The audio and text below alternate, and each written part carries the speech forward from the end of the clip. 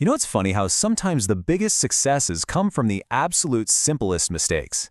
Today, we're going to unpack the incredible story of a defective toy horse that really should have been a failure, but instead, it became a global symbol for an entire generation of workers. Okay, so let's dive right in.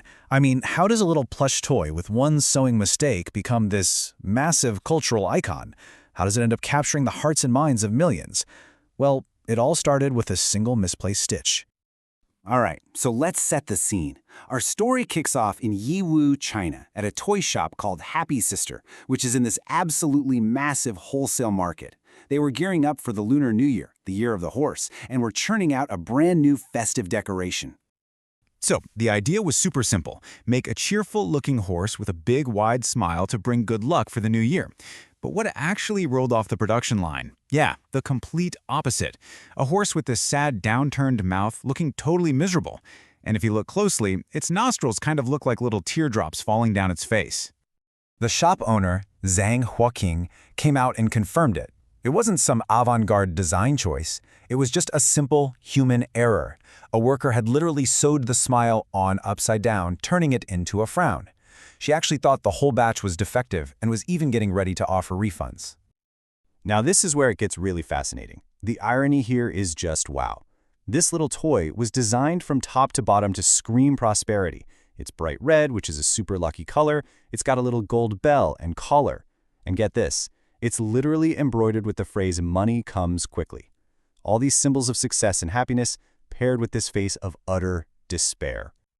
So you can imagine, the owner is bracing for complaints, right? She's expecting a flood of returns. But instead, a photo of this sad little horse hits the internet, and it just explodes for a reason absolutely no one saw coming. And this right here, this one little joke that turned into a meme, was the key that unlocked everything. The toy's gloomy face was the perfect, instant symbol for that feeling of workplace fatigue, that daily grind that so many people feel. And this is exactly why it connected so deeply with people. You had buyers, like this one named Tuan Tuan Mommy, saying things like, "This little horse looks so sad and pitiful, just like the way I feel at work." It wasn't just a toy anymore, right? It was emotional validation. It was a mirror. And that's really the heart of it, isn't it? Owning this horse became a kind of silent protest. It was the safe, socially acceptable way to communicate that internal feeling of being completely burned out, without ever having to say a single word. Okay, so let's zoom out a bit. To really get why this toy hit so hard, we need to look at the bigger cultural picture in modern China. Because this was about way more than just having a tough day at the office. It tapped into something much, much bigger. Think about it. The Year of the Horse is traditionally supposed to be all about high energy, vitality, strength, and progress. And then this little toy comes along and just flips that whole idea on its head. It became the new mascot for the exact opposite: exhaustion, vulnerability, and burnout. What a powerful, ironic statement for the new year. And you know, the fact that it's a horse is so important. It's not a coincidence. There's this popular, self-deprecating slang term, new ma, which literally translates to cattle and horse. It's what young workers sometimes call themselves to describe feeling like beasts of burden, just slogging through grueling tasks day after day. So, a crying horse? It was the perfect mascot. And this whole feeling, it's born from the very real pressures of the infamous 996 work culture. That's 9 a.m. to 9 p.m., 6 days a week. Now, although this grueling schedule was officially outlawed back in 2021, the reality for many office workers is that those long, draining hours are still pretty much the norm.